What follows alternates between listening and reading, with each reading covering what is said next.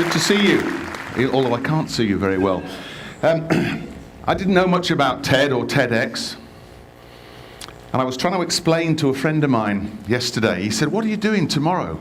I said, "I'm going to this thing called TEDx." He said, well, what's it about? And I said, well, you're supposed to be giving talks about motivation and about, you know, humankind and inspiring and he said, "What are you going to talk about?" I said, "Health and safety." He did that as well. He just laughed. So that's my job for the next 17 and a half minutes or so, to see if I can just maybe right the wrongs that have been said about health and safety. Health and safety on an Olympic scale. How did they do that? About building the Olympic Park. Now, for many people, this is health and safety, isn't it? Health and safety. You've heard that, and it's a sort of, you know, poking fun at the idea.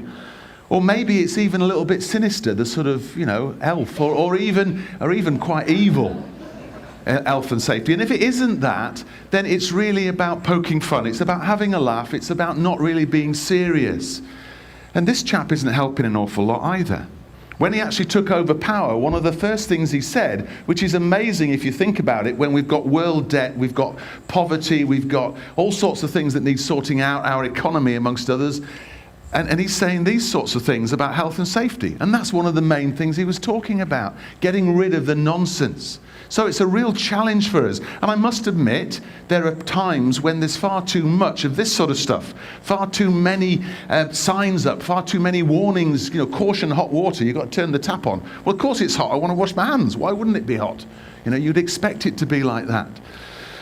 But actually, there's lots of silly things been happening as well. You might remember this story a little while ago, but it's the sort of thing that when I speak to students, especially first years, I say to them, put your hands up if you've had anything cancelled because of health and safety. And every single hand goes up in the room. When they were at school, we were going to do this, we were going to do that, but we can't do it because it's been cancelled because of health and safety. And the idea that Conkers is a game that's either got to be banned or you've got to put on a full sort of suit to protect you, or goggles or whatever else it might be.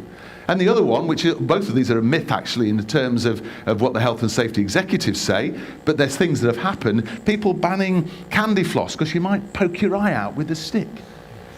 I mean, what planet are we on? This is the reason why I am passionate about health and safety. This is a man called, can I remember his name? I can actually, yeah. This is a man called Peter Haynes. Peter was a couple of years older than me. He was my first boss in my first job, which, as you can tell from my hair, was a little while ago. He's a civil engineer like I am, and he was a project engineer, and he worked on Carsington Dam. You might have been to Carsington, it's not very far away from here.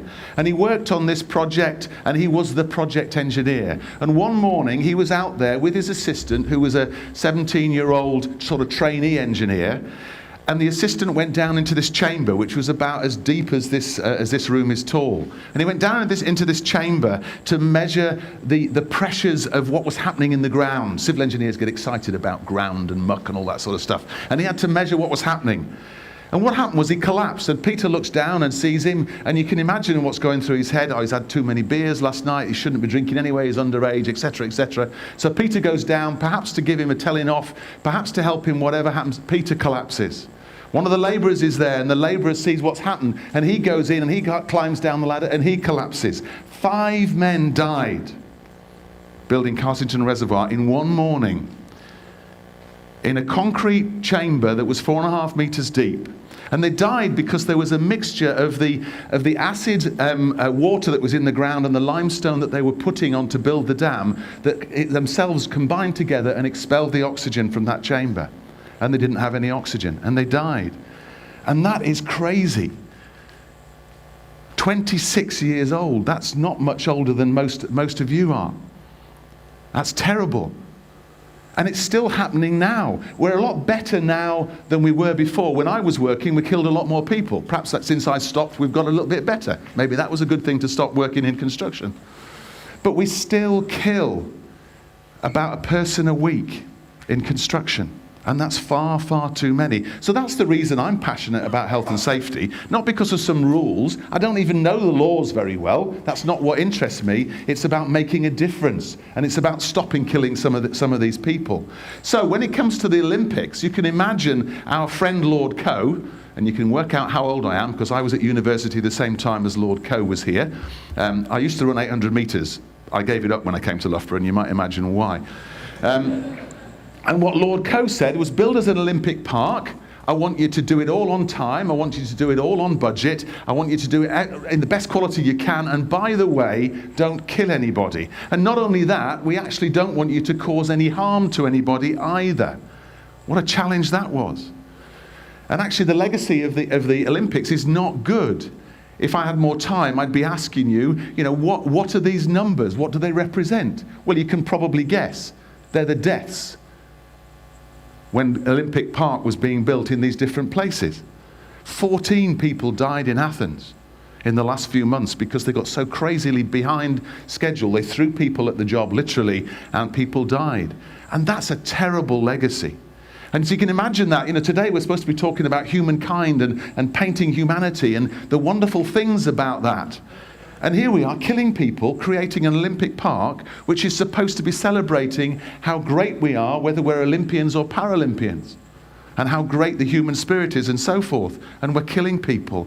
Olympics are painted in workers' blood.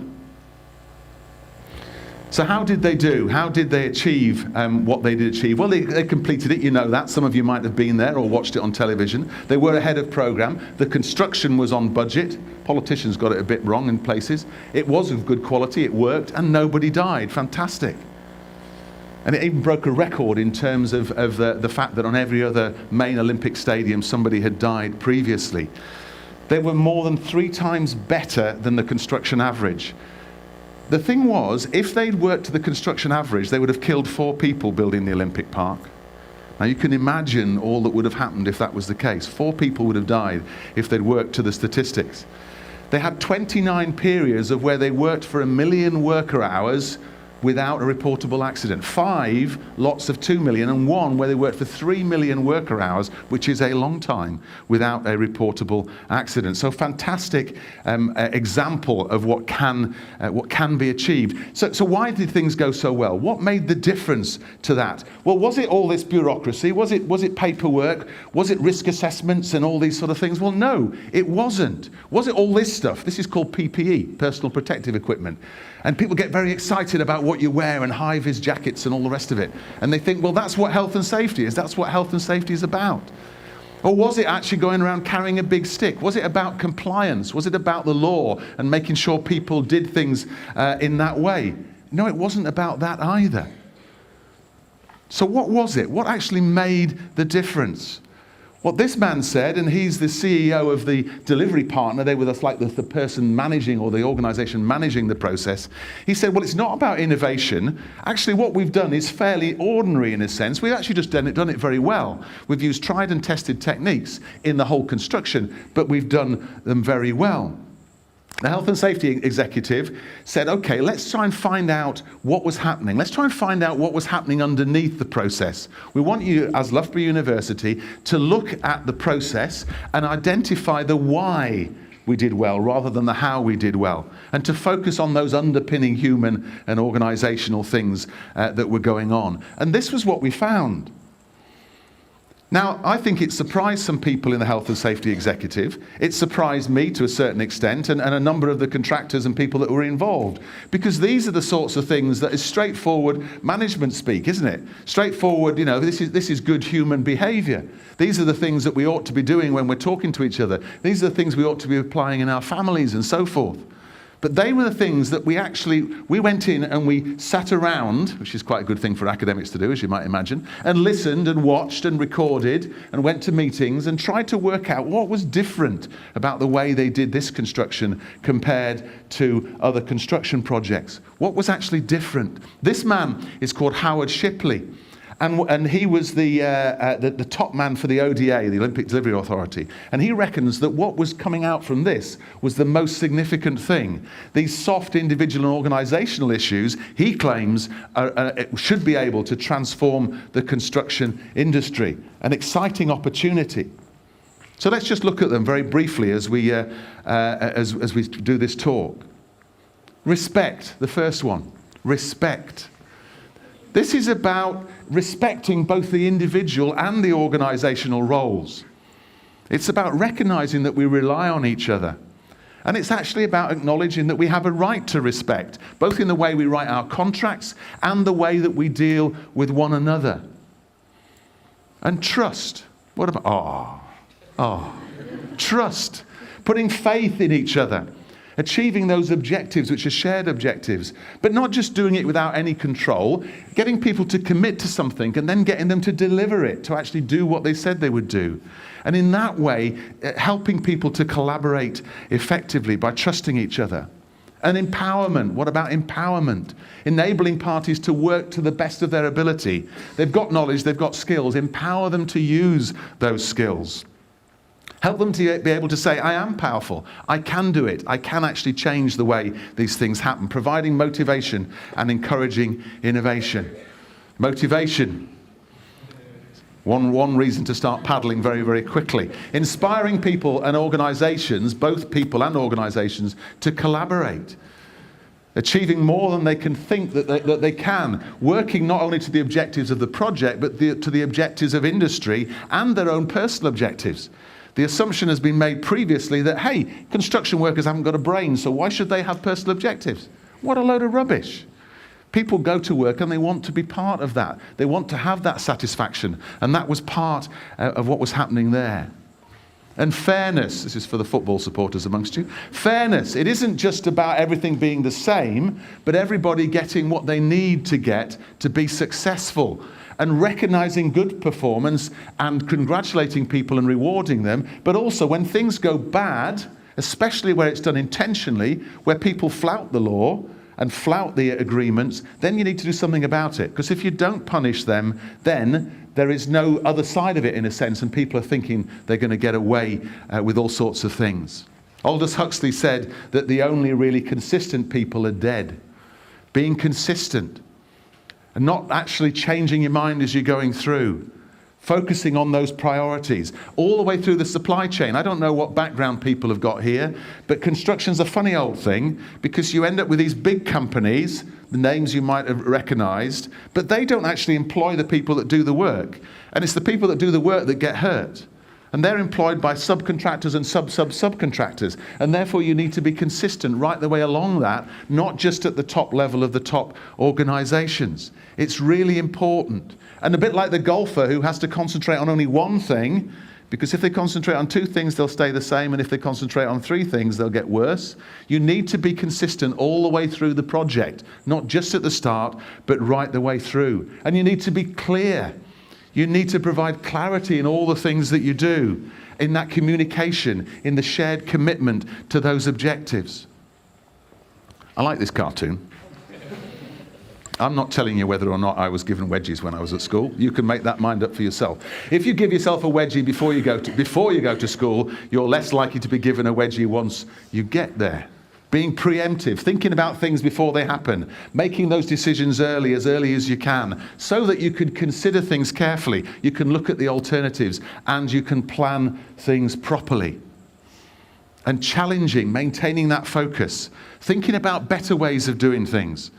And whether that's a worker at the workplace or whether it's a manager sat in the office or some other professional involved in the process, but encouraging that openness to new ideas, openness to different ways of doing things, again, right the way through the supply chain. And being collaborative, making the most of the resources that we've got, helping people to work constructively, sharing expertise and understanding to achieve a common purpose. That's a cracking picture. I really like that picture. I don't know if you saw any of the Paralympics, and hopefully you did. And many of the Paralympics were fantastic to watch. But for me, what really made it was this, where you had an unsighted person and you had a sighted person. They were running together. And if you look at that, they won that race. The unsighted person, obviously, is the one with the blindfold on, doesn't really know that she's won. The other guy does. But they're doing it together. Now, she gets the medal, and he just perhaps gets a round of applause, I don't know. But it's that common purpose. It makes a real difference to what they achieved. And that was something that we found about the construction people in the Olympics as well, that was one of the features that was different for them. And they communicated differently as well. They thought about how they communicated. They made sure that people understood, that they were listening properly, that both the message that was said and the channel that was used and the way in which the receiver was able to understand what was happening were all in the right place and all worked together so that they could again achieve that openness. And openness and lack of suspicion is one of the other key things that's important. Because you can't be suspicious if you're trying to work in these environments. You need to share information, you need to share knowledge. And this is something construction's particularly bad at normally, because we compete with each other. And the margins are so low that we've got to really sort of, try and do each other down. And what was happening here is you had lots of work going on, biggest project in Europe at the time, many different contractors, and they had to share. And they had to share when things went well, but they also had to share when things went badly. Normally what happens is if you have an accident and you can get away with nobody knowing about it, then you hush it up. If something goes wrong, you hush it up. You don't tell anybody because we're not proud about our mistakes. What they were trying to do here was to say, hey, tell us about this. Accidents happen, things happen. Let's learn from it. Let's see how we can benefit as a whole. And they had a number of strategies for doing that. And the final point, and maybe this is where the paperwork does come in, maybe this is where the rigor comes in, because you need a process to be assured. You need to be able to measure things. You need to know how things are going. You need to make sure that what you've said you'll deliver, you actually do deliver, and so that you can maintain an improved performance. And they're the things: respectful, trusting, empowering, motivational, fair, consistent, clear, preemptive, challenging, collaborative, communicative, open, and assured. And they're things that we could probably have talked about anything today and talked about those features. But they were what we found were really the reason beneath the surface as to why that was so successful. But we've got to mean what we say. It's not a question of just having words and having those, or even having big nice posters like motivational paddle harder, there's a shark following you. It's about really meaning what you say and making it happen. This man here, who was the top man in the army a few years ago, he was asked to review the success of the building of the Olympics as well. And what he found, and again, I'd like David Cameron to read this from time to time. In fairness to Cameron, by the way, he was talking about low hazard industries. And that's where they're trying to get rid of all the health and safety nonsense. The trouble is, people don't listen very carefully, and they just get the overall message: let's get rid of the health and safety nonsense. But this is what Danak was saying. Health and safety wasn't a millstone around people's necks. It was actually an enabling theme which underpinned everything else that happened. Not just the health and safety, but the success in time of delivering it on budget and delivering to the right quality. A fantastic opportunity and a fantastic performance. So please don't be so bored about health and safety. Don't get hung up on all the signs and everything else, but just think about those things and think about the motivation of not killing anybody and allowing people to leave their work healthier than when they started on the morning of that particular work day. Thank you very much.